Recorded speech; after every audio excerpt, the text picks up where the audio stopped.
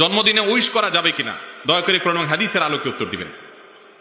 একজন মুসলমান তিনি জন্মদিবস উদযাপন করবেন না, কারণ জন্মদিবস উদযাপন করা এটা পেগানদের থেকে এসেছে, এটা ভিনধর্মী মানুষদের থেকে এসেছে।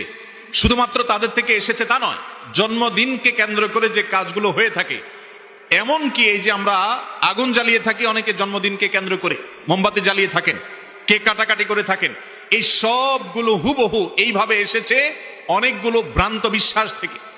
অনলাইনে সার্চ দিলে বিস্তারিত পেয়ে যাবেন এই জন্মদিবসের উৎপত্তি কোত্থেকে, কোন বিশ্বাসের ভিত্তিতে, কেনই বা এই মোমবাতি জ্বালানো হয়, কেনই বা কেক কাটা হয়, কেনই বা এই আনুষ্ঠানিকতা হয়, কেনই বা উৎসব করা হয়। এটা এমনিতেই হয় না, এর পেছনে ধর্মীয় বিশ্বাস কাজ করে ভিন্নদের।